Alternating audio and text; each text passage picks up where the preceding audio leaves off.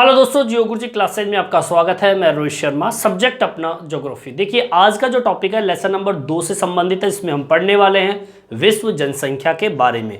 और विश्व जनसंख्या के अंतर्गत हम पढ़ेंगे विश्व जनसंख्या के अंतर्गत वितरण, घनत्व और वृद्धि से संबंधित ये टॉपिक आपको इस लेसन के अंदर पढ़ना है।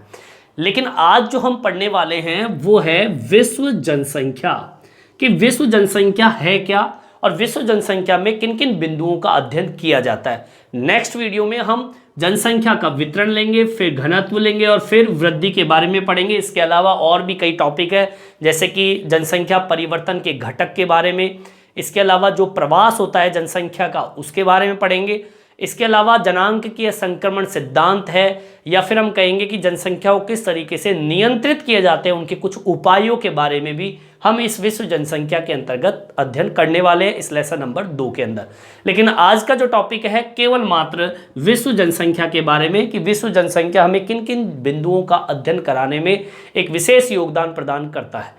देखिए, सबसे पहले विश्व जनसंख्या के बारे में मैं बता दूं, किसी भी देश के निवासी जो होते हैं, कोई भी देश है, उसमें जब निवासी जो लोग रहते हैं वो देश का वास्तविक धन माना जाता है। ये विश्व जनसंख्या के अंतर्गत बताया गया है। ठीक है, तो हम ये कह सकते हैं कि अगर देश में कोई व्यक्ति निवास करता है तो वो देश का वास्तविक धन का रूप माना जाता है। हकीकत में धन इंसान ही है, मानव जाति है, लोग है, क्योंकि बिना इंसान के, व्यक्ति के कोई देश नहीं बनता है। और उस देश में उपस्थित जो संसाधन है उनकी जो कीमत होती है, उनकी जो वैल्यू होती है, वो नहीं बन पाती है। तो हमारी पहली जो फर्स्ट लाइन है वो तो यही है कि किसी देश के निवासी या देश के निवासी ही उस देश का वास्तविक धन है। ठीक है, इस लाइन को यहां से शुरू करेंगे। किसी देश के निवासी उस देश का वास्तविक धन है।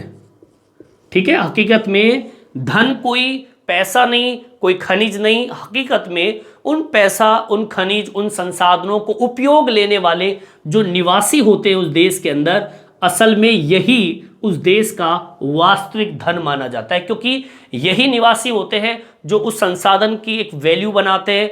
यही निवासी होते हैं जो उस देश का निर्माण करने में योगदान प्रदान करते हैं। हम ये कह सकते हैं कि ये लोग वास्तविक संसाधन के रूप में माने जाते हैं। ठीक है, इसको भी मेंशन कर देंगे हम। इन लोगों को वास्तविक संसाधन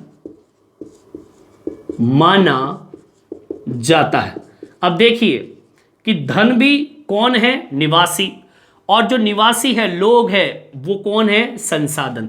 तो मतलब धन भी निवासी है, संसाधन भी कौन है? निवासी। ये विश्व जनसंख्या हमें अध्ययन, मतलब इस विश्व जनसंख्या के अंदर हमें जब पढ़ते हैं तो ये सारी चीजें हमें अध्ययन करने को मिलता है कि भैया निवासी ही वास्तव में उस देश का धन होता है, संसाधन होता है, जो कि देश के संसाधनों का क्या करते हैं? उपयोग करते हैं। इसको मेंशन कर देते हैं, जो देश के संसाधनों का उपयोग करते हैं। ठीक है, तो मतलब धन भी निवासी है, संसाधन भी निवासी है, और जो भी धरातल पे संसाधन मौजूद है उस देश के अंदर, उन संसाधनों को उपयोग करने वाले भी निवासी है। ठीक है, तो मतलब ये हो गया कि विश्व की जनसंख्या में जो लोग हैं वही सबसे ज्यादा कीमती वस्तु मान लीजिए। वस्तु तो क्या क्या कहेंगे? सजीव चीज है। मतलब ये एक आधार है जो कि उस देश के निर्माण में एक सहयोग करने का कार्य करते हैं। और यही लोग हैं जो नीतियों का निर्धारण भी करते हैं उस देश के अंदर। ठीक है, इसको मेंशन कर देंगे। वह उसकी नीतियों का निर्धारण भी करते हैं। कौन? निवासी। ठीक है, धन भी यही है, संसाधन भी यही है, संसाधन को उपयोग करने वाले लोग भी यही है, और उस देश में नीतियों का निर्धारण, मतलब नीतियों को बनाने वाले जो लोग हैं वो निवासी, वो ही विश्व की जनसंख्या के अंतर्गत आते हैं। ठीक है, अर्थात ये बात हो गई कि ये देश की एक पहचान मान लीजिए, उन लोगों के द्वारा ही उस देश की क्या बनती है, पहचान भी बनती है। इसको अर्थात लगा के लिखते हैं, अर्थात देश के लोग ही उस देश की पहचान बनते हैं। ठीक है, क्योंकि किसी देश को अगर पहचानना है तो उसकी पहचान असल में उस देश के नागरिकों के द्वारा ही की जाती है, और ये विश्व जनसंख्या हमें बताने का कार्य करती है। देखिए, विश्व जनसंख्या में और किन किन चीजों का अध्ययन करवाती है। विश्व जनसंख्या में हमें उस देश के अंदर कितने तो स्त्री है, कितने पुरुष है, और प्रति वर्ष कितने बच्चे जन्म लेते हैं, इन सभी चीजों का भी अध्ययन हमें किसके अंतर्गत प्राप्त होता है, विश्व जनसंख्या के अंतर्गत प्राप्त होता है। ठीक है, इसको मेंशन कर लीजिए। विश्व जनसंख्या के अंतर्गत स्त्रियों की संख्या, ठीक है, पहला, व पुरुषों की संख्या, ठीक है, तथा प्रति वर्ष, ठीक है, मतलब एक वर्ष में कितने बच्चे पैदा हुए उनके बारे में भी हमें जनसंख्या, विश्व जनसंख्या के अंतर्गत पता चलता है। प्रति वर्ष कितने बच्चों ने जन्म लिया, इसका अध्ययन विश्व जनसंख्या के अंतर्गत देखने को मिलता है। ठीक है, और देखिए विश्व जनसंख्या के अंतर्गत और हमें किन किन चीजों का अध्ययन मिलता है। अब देखिए, अब लोग कहाँ रहते हैं, ये हमें ये भी बताते हैं कि कितने लोग मरे हैं, और कितने लोग मरे हैं वो कैसे मरे हैं, उनके बारे में भी अध्ययन हमें इसके अंतर्गत मिलता है। इसको भी लिख देंगे, कितने लोगों की मृत्यु हुई व कैसे हुई। ठीक है, इसका भी मेंशन हमें विश्व जनसंख्या के अंतर्गत देखने को मिलता है। अब देखिए, अब लोग कहाँ रहते हैं। देखिए, इस धरातल पर जो विश्व की जनसंख्या है, कहीं ना कहीं तो वो निवास करते ही हैं। वो नगरों में कर सकते हैं, वो शहरों में कर सकते हैं, वो गांव में, कस्बों में, कहाँ पर रहते हैं वो लोग, उन लोगों के रहने के स्थान का अध्ययन भी विश्व जनसंख्या हमें करवाता है। ठीक है, लिख देंगे, यह हमें लोगों के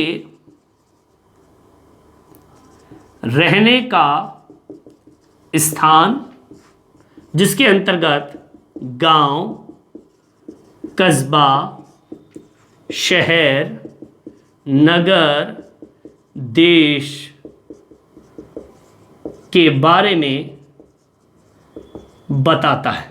ठीक है, अब देखिए, गांव में रहने वाले लोग, कस्बों में रहने वाले लोग, शहरों में, नगरों में, देश में, पूरे संपूर्ण देश में ये लोग पढ़े हैं, लिखे हैं।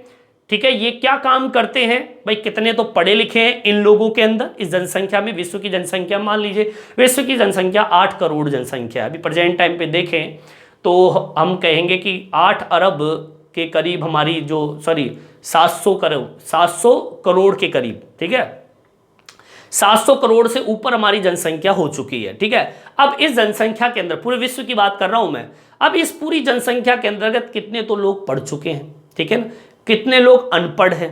ठीक है, अब इन लोगों की जो स्थिति है, इसका अध्ययन भी हमें कौन करवाता है, विश्व जनसंख्या के अंतर्गत हमें मिलती है। ठीक है, इसके बारे में भी मेंशन कर देंगे, यह हमें बताता है कि संपूर्ण विश्व की जनसंख्या में कितने लोग पढ़े हैं, लिखे हैं,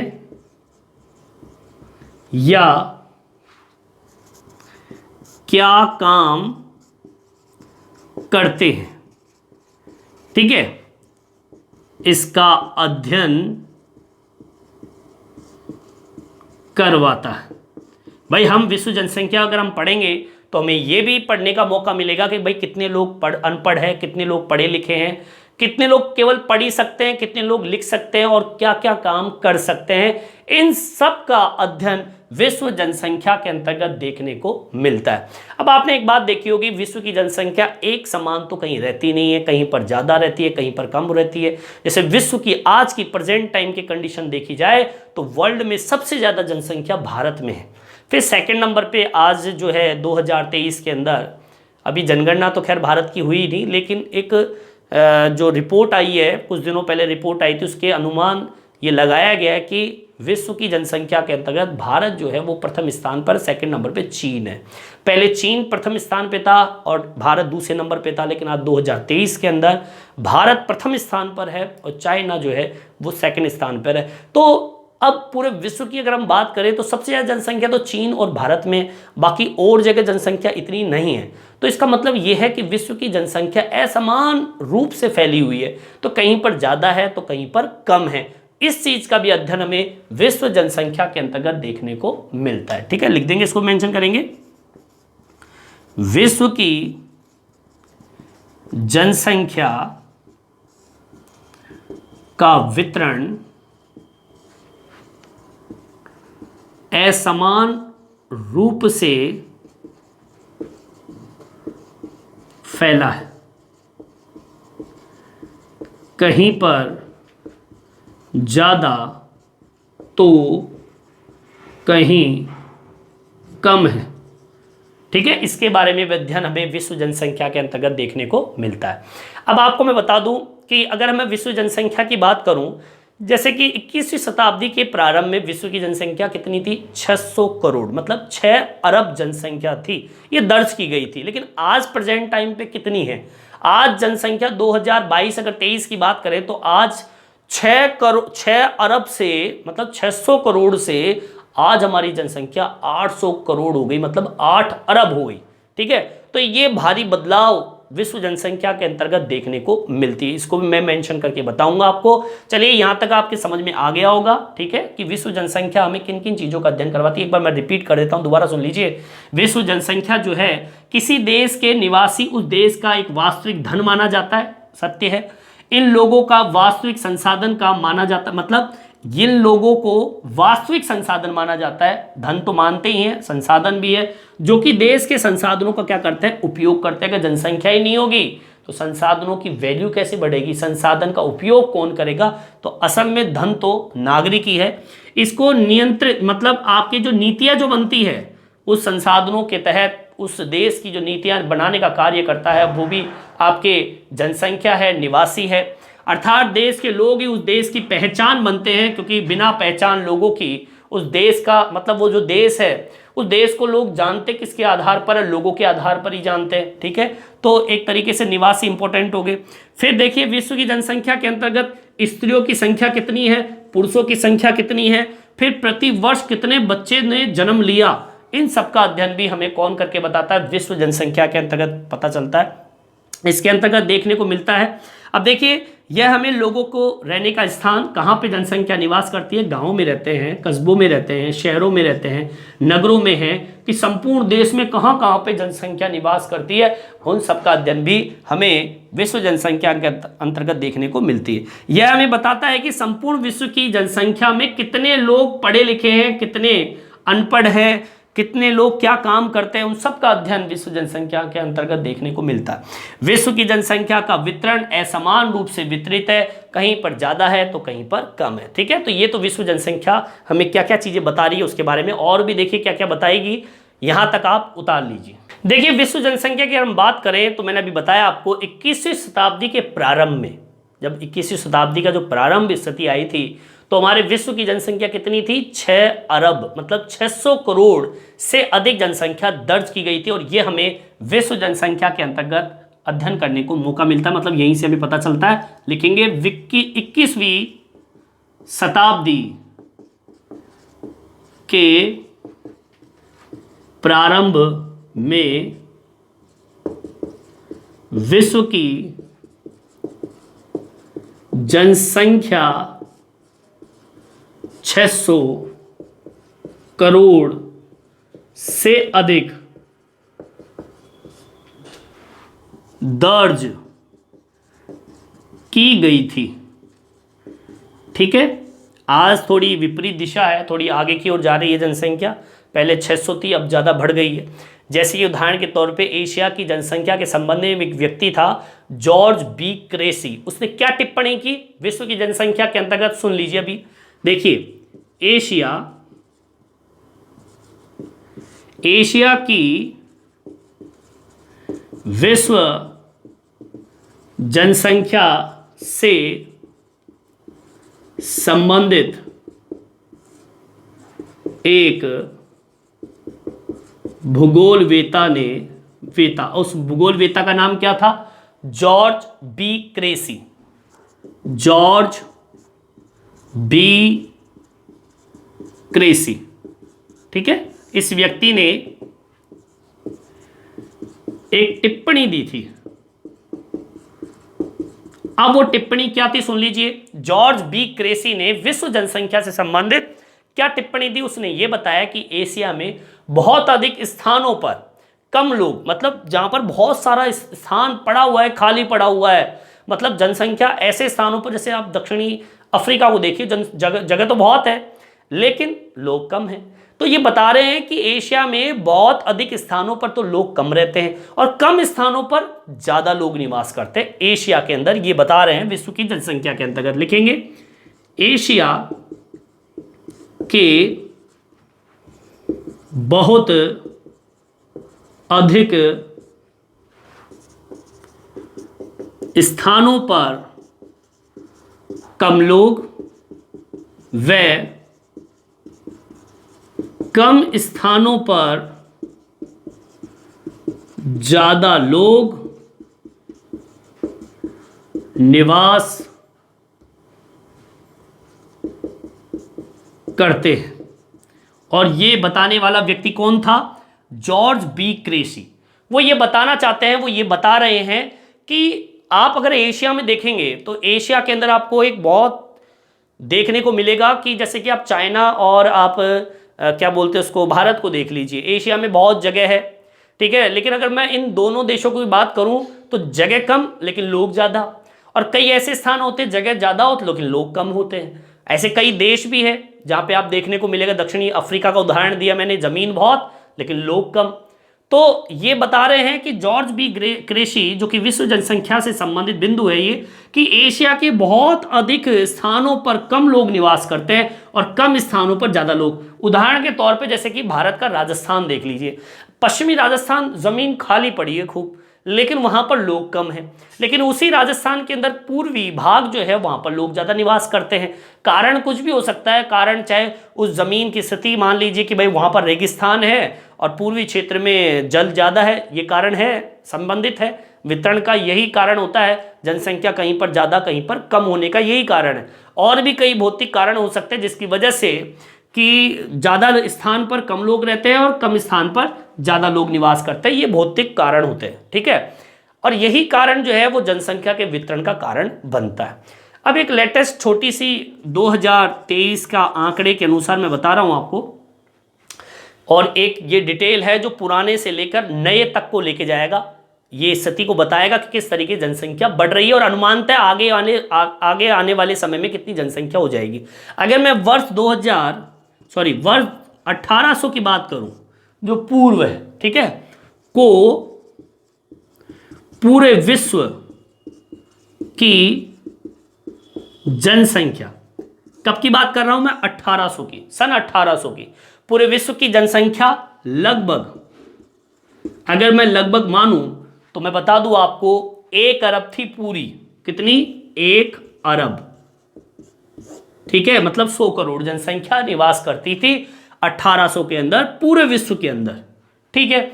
जब बात आई 2022 की, अब मैं बात करता हूं वर्ष 2022-23 की बात करूं तो 22-23 के अंदर ये जनसंख्या बढ़कर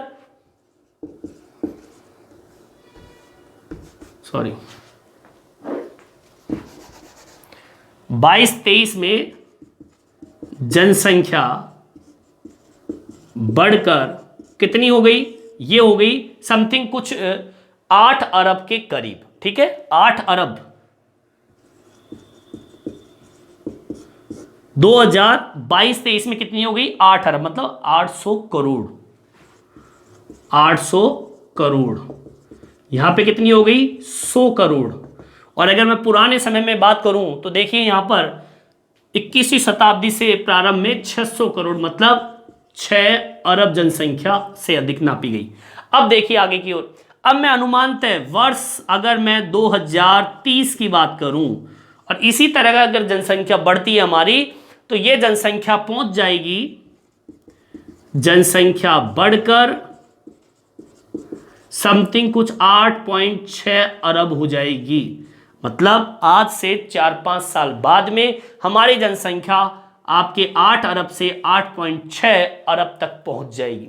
और इसी तरह की जनसंख्या अगर बढ़ती है तो 2050 तक, ठीक है, 2050 तक ये जनसंख्या हो जाएगी, जनसंख्या बढ़कर 9 अरब के करीब या 9.8, इसके अनुमान है ये 9.8 अरब, मतलब 900 करोड़ से अधिक हो जाएगी। और अगर मैं इस पूरे वर्ष को कंप्लीट करता हूं और 2100 में जाता हूं, ठीक है, 2100 में चला जाए, 2000 ये 50 चल रहा है, 2000 अगर मैं 100 कंप्लीट कर लेता हूं तो ये जनसंख्या बढ़कर कहां पहुंच जाएगी, ये समथिंग कुछ 11.2 अरब तक हो जाएगी। आगे बात समझ। तो इस तरीके से जनसंख्या बढ़ने का सिलसिला बढ़ सकता है। अब आपको मैं बता दूं, ये सारी जो मैंने डिटेल बताई है, इसमें ये चीज़ें पता कैसे चलती है, ये भी एक लॉजिक है। इस लॉजिक के अकॉर्डिंग ये सारी चीज़ें अनुमान तक पता चलती है। इसको बोलते हैं जनांकीय संक्रमण सिद्धांत, जिसमें हम ये टॉपिक जोड़ेंगे, जैसे कि वितरण पढ़ेंगे, घनत्व पढ़ेंगे, वृद्धि पढ़ेंगे, एक पढ़ेंगे जनसंख्या परिवर्तन के घटक, ठीक है ना, किन किन कारणों से जनसंख्या में परिवर्तन होता है। घटक है जैसे कि मृत्यु दर, जन्म दर, प्रवास, मतलब मरने की कंडीशन क्या है, कितने लोग मर रहे हैं, जन्म कितने लोग ले रहे हैं, प्रवास का मतलब होता है व्यक्ति एक स्थान से दूसरे स्थान पे जाना, ये प्रवास, ये घटक है जनसंख्या परिवर्तन की। और एक है जनांकीय संक्रमण सिद्धांत। और आपको पता है ये क्या है, जनांकीय संक्रमण सिद्धांत यही है, ये इसे बोलते हैं जनांकीय संक्रमण सिद्धांत। अब पूछोगे कि सर ये क्यों है, क्या बता रहा है ये। जनांकीय संक्रमण सिद्धांत का मुख्य उद्देश्य क्या होता है, जनांकीय संक्रमण सिद्धांत हमें जनसंख्या का पूर्व अनुमान लगाने में मददगार है। यही जनांकीय संक्रमण सिद्धांत है जो हमें जनसंख्या की स्थिति के बारे में, आज जनसंख्या क्या है, आने वाले समय में जनसंख्या क्या होने वाली है, इसका अध्ययन हमें करके बताता है। तो ये है, आज हमने पढ़ा विश्व जनसंख्या के बारे में कि विश्व जनसंख्या क्या क्या हमें अध्ययन करवाने का कार्य करती है। समझ में आ गया होगा, यहाँ तक आप उतार लीजिए।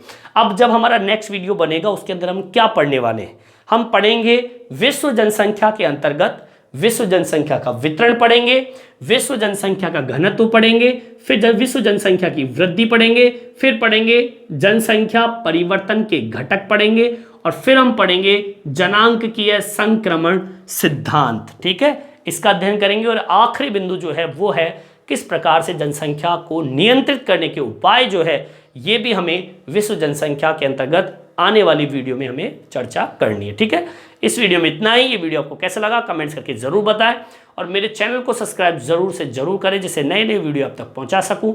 धन्यवाद।